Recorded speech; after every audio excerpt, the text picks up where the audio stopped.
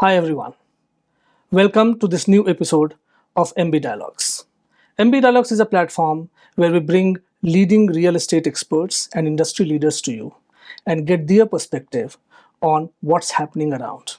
You as a consumer would get to see how real estate as an industry is developing, what are the opportunities, what is the potential, and therefore as a consumer, what is it that you can expect in times to come. Today, we have an extremely distinguished guest in our studios, Mr. Rohit Kishore, who is CEO of Hero Realty. He's a career real estate professional, if I can introduce him like that. So let's straightway get into the conversation with Rohit. Rohit, welcome to the studios. Yeah, thanks for calling me. It is always good to have a platform where you can actually share your reviews, and hopefully something will be liked by people, something not. But nonetheless, I would like to be as basically as open as possible. Absolutely. No, I'm sure with a career professional like you with so much of experience in real estate, our users have a lot to gain and a lot to hear from you. So let's start with that. From your vantage point, how do you see industry evolving right now? How it is evolving, I would say it is already in the stage 3. So India as a real estate market, if I have to break it into different segments, when we talk about before say 2000, then it was mostly unorganized, right? And if right now, if I can say, Indian real estate can actually be said that it's at least 75% organized. Why I'm saying 75% organized is because post-RERA, pre-RERA, you can say the corporate firms were more in the organized bucket, but post-RERA, even the other firms which are not actually so-called corporate firms in that bracket, because they have to follow all the rules and regulations. So they have moved towards the organized. So I would say 75% is organized. Okay. If we talk about tier 4, tier 5 cities, because real estate is a requirement in every city, because rare to ghar chahiye, right? Absolutely. So I would still give about 20 to 25% for that. But most of the players here in NCR or in say Mumbai West region or even say Bangalore side or the tier 2 part wherein we count say a Lucknow or a Ahmedabad, typically we count them, though they have moved into the tier 1 bracket itself. They are also mostly organized place only. So that thing has changed. What organized brings on the table is there is more, I would say, confidence among the people who are buying it. You call it investor, you call it end users, but there is more confidence when an organized corporate player actually launches something. So that, it's possible that because of multiple XYZ reasons that the project gets delayed by 5 months, 6 months or 8 months. But this is not what is going to happen. What happened in the last decade or decades before that, that you booked something and then you're not getting the house. I don't foresee that thing to happen that much with that frequency as what earlier it used to have. Absolutely. RERA has changed a lot of things. Absolutely. It has changed the dynamics of the industry. आपने since pre-RERA और post-RERA दोनों phase देखा है. What is the key difference that you see, in terms of consumer confidence, right? Because that is what RERA was supposed to, in spirit, deliver, right? What is the difference have you noticed? Most important thing is like the consumers now actually have a database where they can actually go and check that whatever the developer is saying, whether they are stating truth or not. Right. Because typically while you are selling, many developers, I mean, natural also it happens that you try to overdo a bit, right? If I have to actually sell this cup, then, I will start talking about a little differently than what it is factually. But they have a chance that they will hear the flowery words, but then they go back and look at the data, know what exactly they're going to purchase and make a more informed decision. So that is the most important thing which has happened. They can also check about the developers, because whether it's listed, unlisted, they can check the financial health of the company also, that whether there is a financial closure or not. Most importantly, they know that while a company is given RERA, then most of the RERA authorities are actually checking that front, that there is a financial closure. Sure. That if suppose there is a shortfall or anything, then the promoter is good enough to put that money. So that is kind of a security for the consumer to start with. They can take that bet. So while the information is, for example, more transparent in a way, correct, and relatively easy to come by for consumers, जो consumer की जो sentiment थी pre-RERA, right? Because we went through a phase pre-RERA in real estate as an industry, especially in northern belt. और अब जो consumer की confidence है उसमें आपको क्या डिफरेंस लगता है? So I will actually move myself away from real estate now for this particular topic, or rather answering this particular question. Human sentiment is a very different psychology, right? It works. I mean, it changes within a day. I mean, so it is not that much evident in real estate, but it's very much evident in stock market, right? True. सुबह Donald Trump ने एक चीज कहा, 12 बजे तक statement change कर दिया, and the sentiment change. People start think that may be this will just trigger something, and then they go and purchase something, right? It was more This is sentiment, exactly what happens in real estate also. I won't say it's a rat race or something like that, but if suppose the trajectory is like say, even if it's say 30-degree or 40-degree in terms of growth, where they are expecting that it's growing or it is going to grow, then the sentiment is mostly positive. When they foresee that if I'm going to buy something, they look at two aspects to it. One is that if I'm buying at X, at least if not more, by the time the project is getting completed, it will be like 1.2 or 1.3x, right? This is what basic expectation is. And the second expectation is that it should get delivered on time, right? And the house should be at least 80 to 92% to what I envisaged while buying. Sure. So these are the two things. Second thing is always there in the head. The first thing is important while you're making a decision, right? So whenever there is a flow which is actually stating that the market is showcasing that you're not buying at the peak, then people do take that call, right? This is what exactly I would say the reason there is a growth in rate also. Why there was nothing in the last decade. Sure. Rates were flat. It's not like all the developers were not developing, people were doing, but the rates were still flat, right? And still people were hesitant because they didn't know two things. One, घर मिलेगा कि नहीं, और घर का rate बढ़ेगा कि नहीं. So if बढ़ेगा नहीं, तो rather invest in something else, increase your amount. So I have got 100 rupees. If my 100 rupees will become 120 3 years down the line, and the flat will still be 100 rupees 3 years down the line, I would rather purchase then and have my 20 bucks which I can invest in something else. So this is what was the thought process in last decade. In this decade, actually, people were catching up because it started differently with COVID. But post-COVID, when everybody was thinking that the whole capitalized sector, that is like real estate, it will go down. But it went reverse when people started looking for bigger spaces. In fact, the requirement actually changed. People are looking for bigger houses. And then there was a race that I hope I don't make a mistake, because this is something which most of us, I mean, in the first decade of this century, between 2000 to 2007, what we saw is whatever you save, it was less. You actually postpone your plans to buy a house, and when you again hit the market 1 year later, you find that still paise kam hai, salary bhi kam hai, saving bhi kam hai. So this feeling, I think, might have come into the consumer's mind in 2022 also.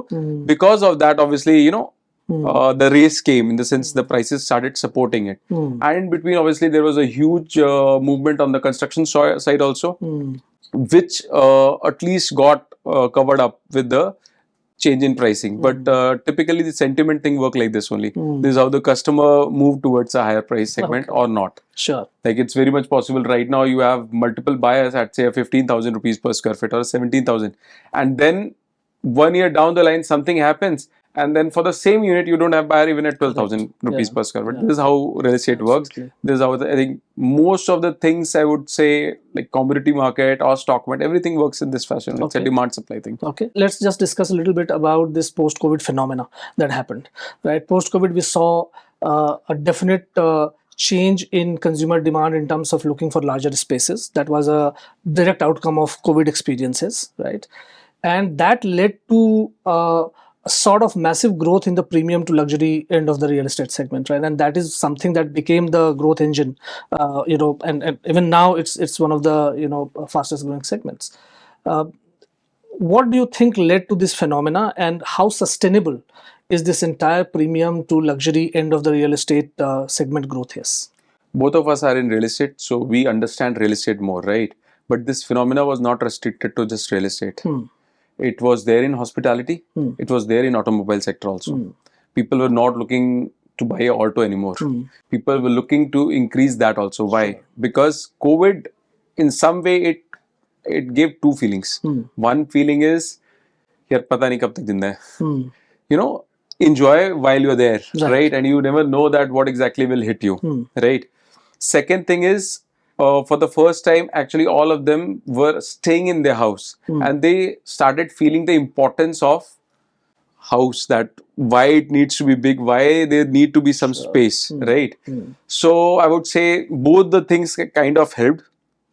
People started thinking that they need bigger place, and they started thinking that you have to invest today. You can't just be thinking about 10 years down the line or 20 years down the line post retirement. So because of those two things, people started looking for a ticket size which otherwise they would not have been comfortable with, right?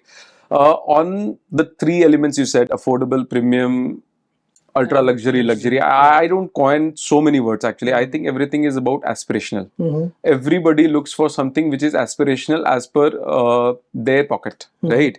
So if suppose I can afford something which, in parlance, most of the people say super luxury, then I will go for super luxury. If it's luxury, I mean, I would say anybody when he's buying a house, for them it's as premium as possible in their mind. And it's the duty of the developer to ensure that whatever they have hoped for, if it's not met 100%, it should be closer to that.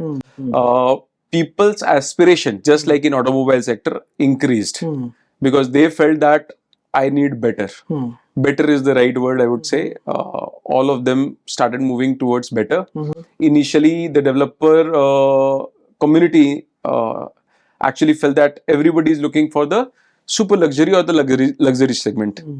And that's exactly what they brought up on the supply side in 21, 22 or 23 also for that matter. In fact, it got extended to 24 and 25 also.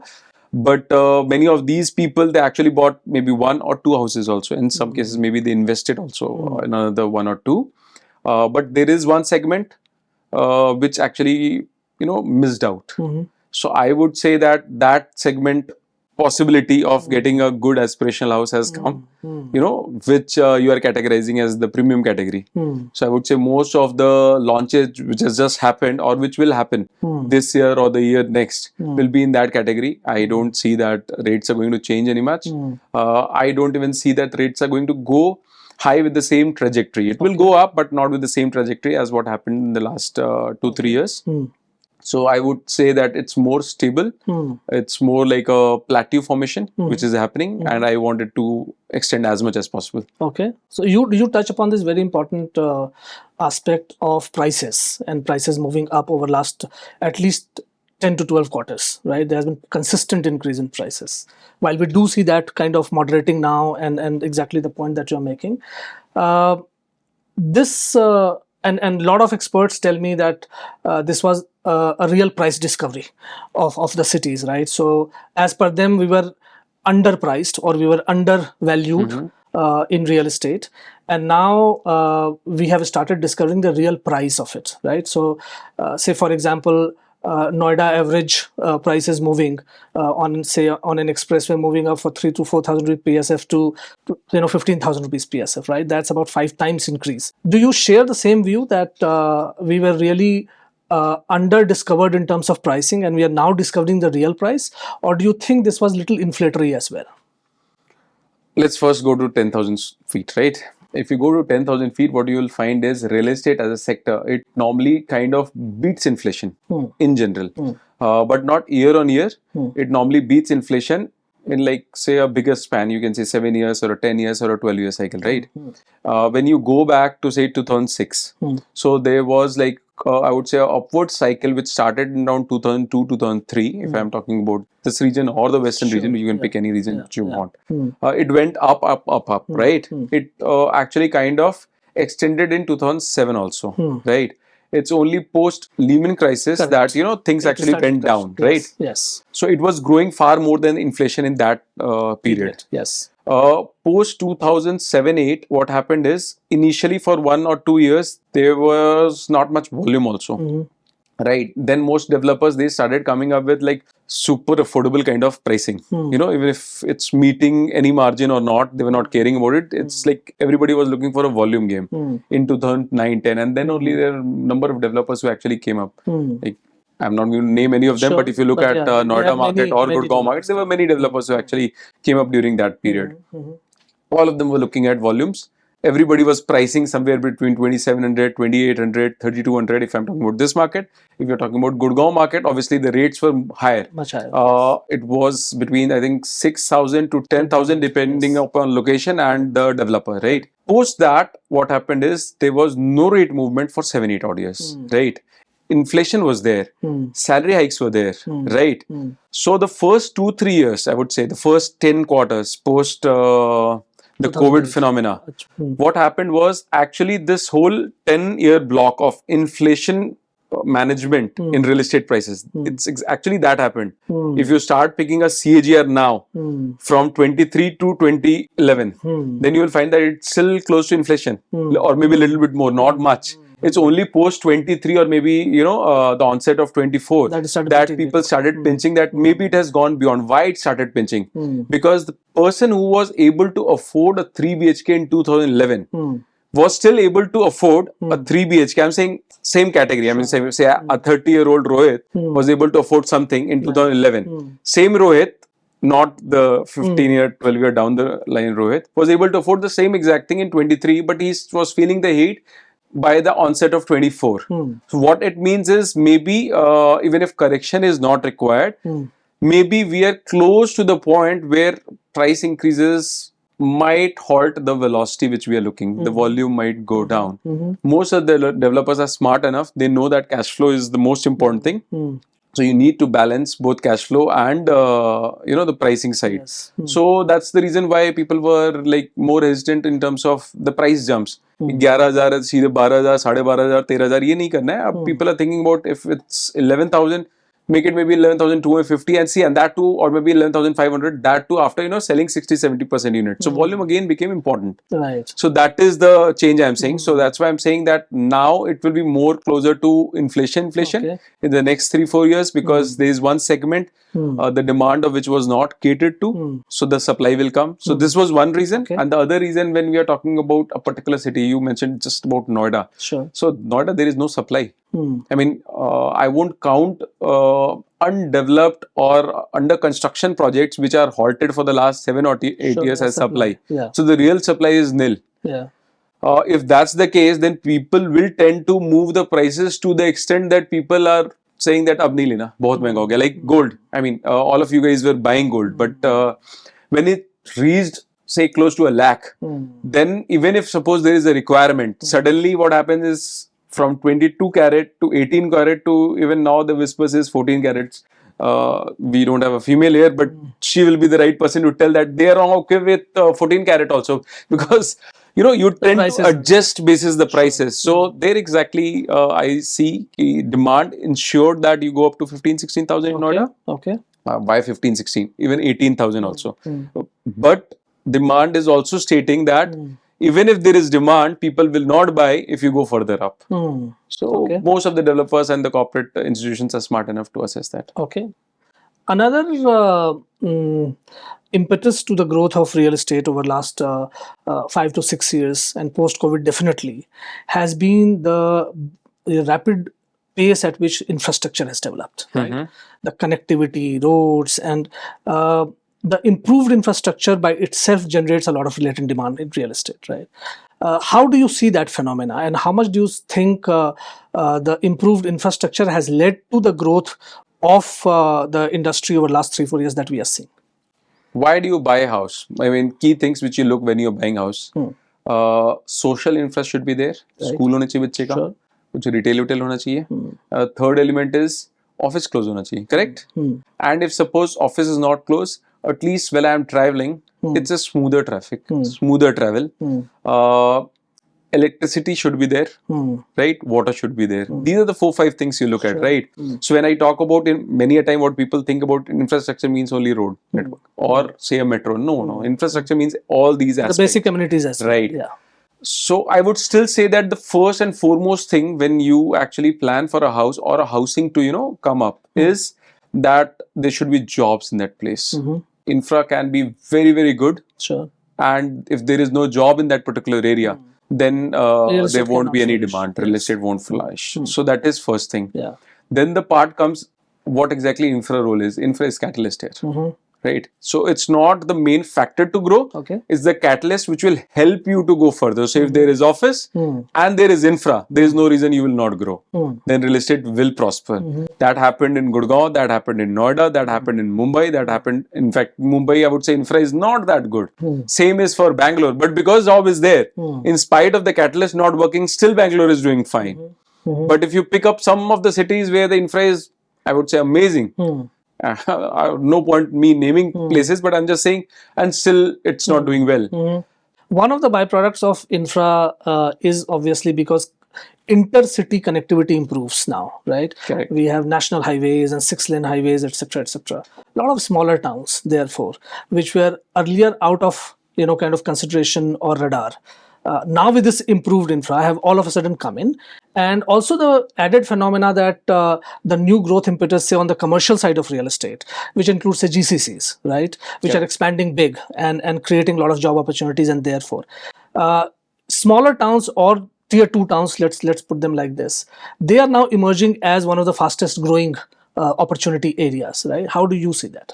Tier 2 is two different type of tier 2s, I would say. One tier 2 is which is like a standalone city in itself, right? It is generating employment, it is doing everything for themselves. And the other two, tier 2, I would say, are satellite towns of a bigger tier 1 city, right? When you're talking about, say, absolutely. So infra with basis support, this satellite towns of the bigger cities, they get a lot of support because of infra. Suppose a metro comes in, if I'm suppose because the proximity to close to Delhi, but I'm say 70-80 kilometers away from Delhi, and there's a metro, or the highway ensures that I will take just 1 hour.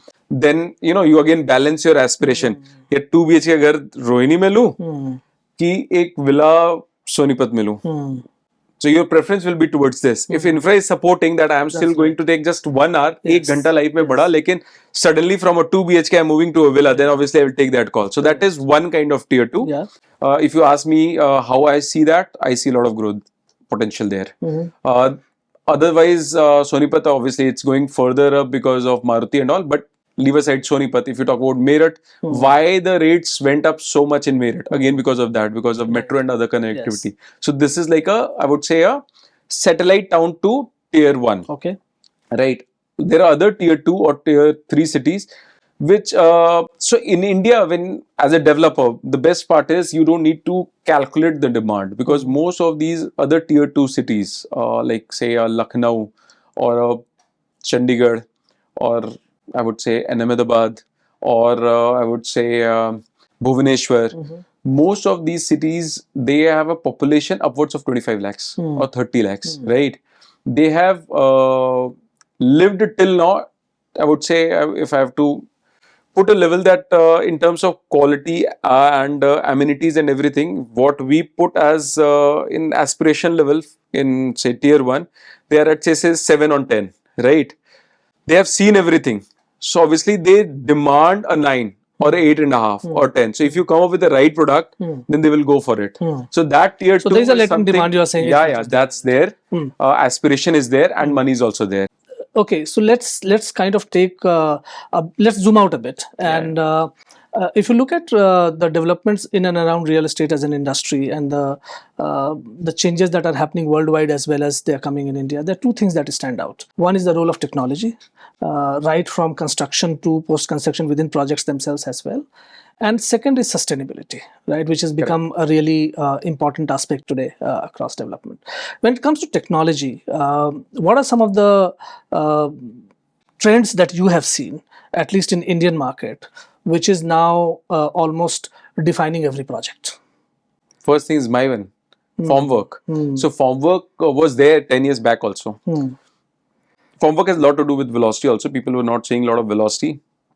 So there was a fear that if suppose we buy and there's an additional cost because of that, which construction cost will increase. And if suppose velocity is not there, or even if velocity is there, people are not ready for a quick demand, then it will be a bigger trouble than anything else. But gradually people, I mean the customers as well as developers, they realize the benefit of form work in terms of the quality of what they are going to give to the customers. The reduction in ondulations and all those things. So form work is one thing which I would say for a high rise is now accepted phenomena on the technology side. Apart from that, in the working process, all of us use Excel sheet, right? I'm not saying Excel sheet is not technology, it's technology, right? But then most of the firms now in real estate, they have gone into ERP. It might vary. Some Sure. might be working on Oracle, some might be working on Salesforce, some might be working on Farvision, SAP, all those That's things. become But mainstream. mostly it's mainstream. Everybody is using ERP, right? Lead generation. Most of the people were going with print or the traditional That's methods, right. right? Yes. Now, if you say that most of the spends, if you talk about marketing, it go 80% or 85% is going towards digital. Correct. It's not just a real estate phenomena, it's Correct. like for everybody, because Yes. it's the nature of viewership. People are moving towards that. Sure. So that is another thing which I would say is there in real estate. If you talk about what all we can do on technology side, which can help us not just in reducing the cost, increasing the quality, Right. and reducing the time period of delivery. Improving productivity. All the developers will be ready to accept it with full hands, right? While working also, as much as possible, people are trying to imbibe. Cost is a key factor when you are deciding on technology, because if suppose current market is not going to accept the technology only for one reason, that because of that, my construction cost or maybe other costs will increase so much that I might not be able to, make a good margin, because my prices are still going to be driven by the market itself. Right. Then obviously it might take another 2 years or 3 years. It happens in every sector that you can't come before the right time comes. So that happens in timing has to technology be also. correct, But I would say that in general, in mind, people are open. It's not like if somebody is like I'm a mid-40s, so it's not like a mid-40s is not ready to accept new technology. We are very much raring to go. We are okay to experiment with AI. Everything which is going to help us in whatever we are doing, we are open with full arms. Yeah. And sustainability is also cost at the end of the day, right? Sustainability is cost, How do you but think? there are two aspects of sustainability. Okay. So first thing is out there in your mind, do you really want to make sustainable, or do you want to do a sustainable housing just for some added incentive? Okay. Right. So I would say 30-40% developers, or maybe 25% developers, they are doing it because they want to make sustainable, right? And then there are few who are doing it for the incentive part, because in some of the locations, you get additional FAR because of that. But with additional FAR, there's additional cost also while you're doing, but it kind of gets compensated. If you ask most of the corporate firms, they would like to go full stretch on the sustainability part, provided the cost is not a problem, right? So cost obviously is a thing, but they try to maximize on whatever is possible within their cost limits to capture. Do you think consumers are willing to pay now for sustainable solutions? They are opening up. Okay. I'm not saying they are not opening up. It's also about making them understand. This might not be the right time when they are already sitting on 15,000 or 16,000 rupees per square feet. If you're going to say that I'm going to charge you $1,000 more because I'm doing sustainable, maybe you will not get acceptance. But maybe in 2 to 3 years, when your movement from 16,000 is actually just to 17,500, and then you want to say that instead of 17,500, I'm coming at 18,500, but I have these sustainable numbers. If suppose I say that give me another $1,000 and this is like zero carbon footprint, this particular group housing, will you like to buy? If your pocket permits, you will definitely. Sure. Right. So I'm just trying to say that for developer also, he is more than willing. And if I'm talking about from Hero's side, and if I'm talking about the vision of my promoter, he will be very, very happy with it, that we are making all group housing zero carbon footprint. Okay, and since you mentioned about Hero, let's talk a bit about your group company. What was really the vision? I mean, Hero is a household brand name, right? What was really the vision behind getting into real estate, and what are the kind of solutions you want to build? How it happened, I mean, obviously it's not an answer which I should be giving, but let me just talk a little bit outside what ideally my chairman should be saying. So the firm actually started in 2006. Okay. How it happened is because we had industries there in Haridwar, right? Initially, we thought about making residents as a captive provision for the people who are working for us, right? This is how the Haridwar chapter opened up. Okay. When it opened up, and prior to that, I would say maybe the family itself, they never thought about real estate as a business they want to venture in. Okay. it can be for multiple reasons. They never, maybe they didn't want to, jump into an unorganized sector, and they were in a very, very organized sector. So automobile is like a very organized sector. But while doing that particular project, they felt that this is something which they would like to be. They would like to be in this whole story where real estate, the way it is going to be looked itself is going to change, and maybe not as a backbencher but as a pioneer to change that. Right. Okay. So initially it started with that. Okay. It started, the baby was born in Haridwar. It then moved to Ludhiana, which was like a birthplace for the family in itself. Right. And from Ludhiana, what was the next place to jump into? That was Mohali. Because again, it's a Punjab story, right? And then gradually, because obviously they are in NCR and all those things, maybe Gurgaon happened. Okay. So this was the first phase, I would say, if I have to put Hero Realty and I have to put it up, it's Hero 1.0. Okay. So the vision was always there of what exactly they want to do. The pace was not to what they would like to, because Hero in general, they don't associate with themselves with कि कोई भी business कर रहे हैं ना छोटा मोटा कर रहे हैं, मतलब अगर कर रहे हैं तो it should be sizable, right? So I would say Hero 2.0 might see that size, but the main vision remains that we just not need to change the way we are going to work. We don't mind being the front runners to change the way real estate itself works. We will see how and what we can improve. You mentioned about sustainable. Maybe we would like to be the flag bearer कि 2-3 step और ले लिया and do those 2-3 steps so that everybody else also imbibe. So become the trendsetter. Yeah, we don't mind to be that. So with that, we have to grow fast. We don't want to be one of the few players की corporate में आए थोड़ा बहुत करे और चले गए, वो नहीं रहने वाले. We are looking at a good growth. We want to be in the top 4-5 real estate firms in North India. And I mean, you never know. I might be saying something else 5 years down the line. Okay. And you did mention, while you did mention that, the way you see different segments of real estate is very different. It's, every cohort of consumers have a certain aspiration, and therefore every segment of real estate has to fulfill those aspirations. But there are, for sake of business plans, there are different segments that you look at, and you look at potential and you look at your own strategy, right?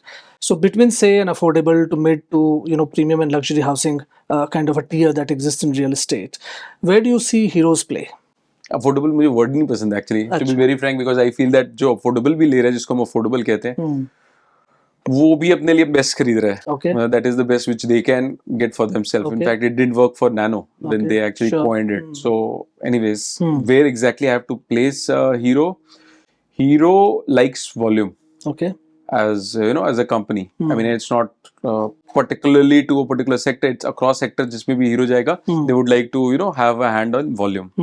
Second thing is, we want to provide to more people. We want to bring change in more lives, right? How will it happen? It will only happen if you are in the right place where there is majority chunk of buyers. Typically, if you look at super luxury or luxury, the margins are a little bit on the higher side. If you go a segment below, the margins goes a little bit below that. But if you go into the lower segment where it's very price sensitive, the one which you were just mentioning, it becomes very difficult to work, because many a times what happens is, because of the variance in the cost, it is possible that you don't make money, right? So we don't want to be in the last segment. Land acquisition is so costly. Right. Yeah. We don't want to be in the last segment. As of now, we want to be like 70-80% in the mid segment, and maybe 20-odd% in the upper segment. To cater as much population as possible. That's the idea. All right. So in this mass play, how do you see your geographical expansion? Right now, I'm just looking at North India. Where we are present. You already know we are there in Haryana, we are there in Punjab. You can see that we are going to add in future. UP is going to come into our bucket, and maybe if possible even Uttarakhand and Rajasthan. So anything close by to this belt will actually be part of our territory in the first segment of this Hero next phase. If we do well, and if we are able to achieve the targets which we have set and kept in our mind, then who knows, we might be looking at other cities also, because one thing which we don't have a problem with is brand acceptability. I mean, I would say why Awareness is limit not an ourselves issue. to Yeah, one absolutely. particular region? If I go to any part of the country, I know brand recall will be there, Correct. and leave aside just this country. Yes. If I want to go to beyond shores, then also I know that I don't have a problem with my brand recall. It will be there. Correct. And not only recall, it's also the trust. Yeah. Right. You don't have to really Correct, build that. correct. Your start. That's your starting point. So as you expand in North, therefore, and you look at various segments of consumers, because each micro market in North has its own characteristic, right? What kind of product differentiators Hero would have then vis-a-vis other developer brands, say for example? You did speak about aspirations and meeting aspiration of every class, right? So how does your product for us, one thing is which is very important while you are designing is community. How to ensure that, I mean, the world is changing. I mean, what is happening is initially there were groups, like when we were like the village life, and then it became joint families, then it became unit families. Suddenly the family is only about this.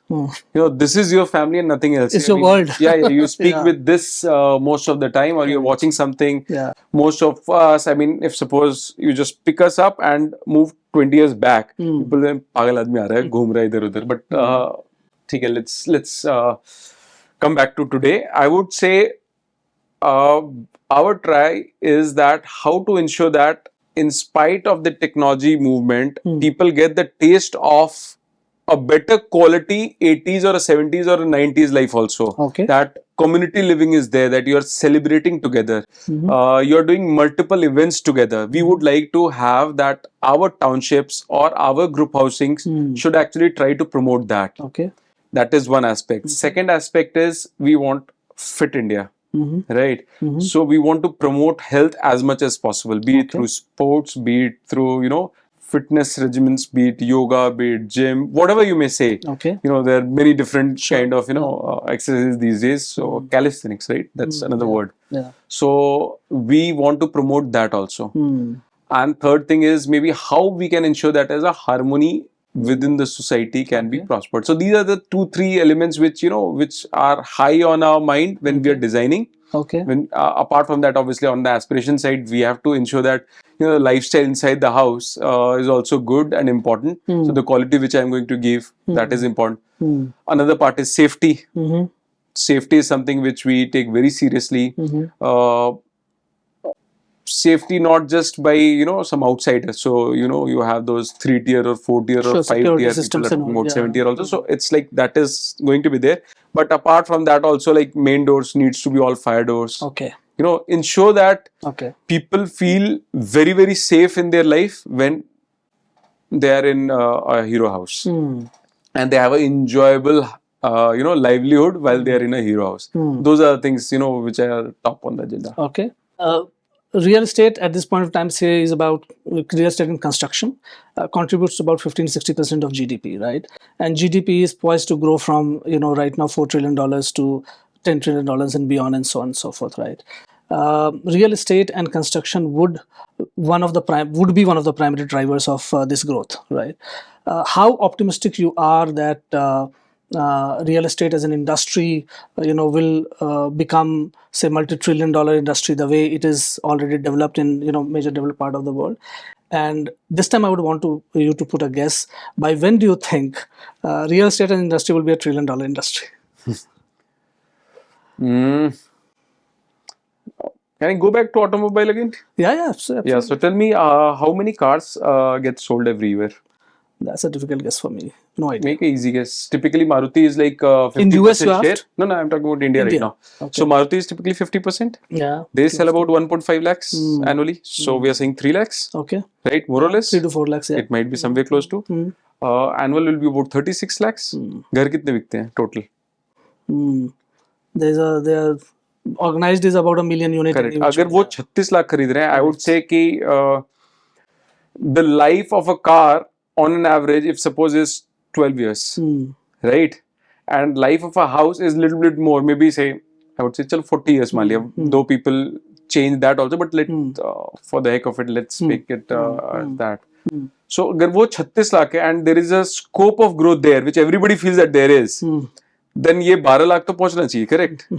Correct. Right? Yeah. Average price of a flat अगर मैं देखूं कहीं पे भी या villa लेते हो कुछ भी लेते हो कहीं पे भी, and I am talking about tier 1 2 3 everything, ठीक है, कहीं पे ऊपर कहीं नीचे, कहीं ना कहीं पे आज की रेट में 1.5 करोड़ के आसपास आएगा, not less than that. So we are looking at 18 lakh crores. I hope my maths is not wrong Yeah, here. no, you're perfectly there. India is at 5 lakh crores. So 3x growth is bound It's to there. come. Trillion dollar तो मैं word ही नहीं बोलूंगा because dollar change होता है. अगर dollar 80 रुपए का 40 रुपए होगा तब क्या कहोगे, तब तो we might reach it faster, but I would say I don't see any reason why we should not hit that 18 lakh crore number. Okay. Thank you very much, Rohit, for sharing your perspective. And I had many more questions in my mind, but of course we are under time constraint. But for next time, there'll be many more. And all the best to you. Thanks for having me on the stage, Prasun. Pleasure. Thank you.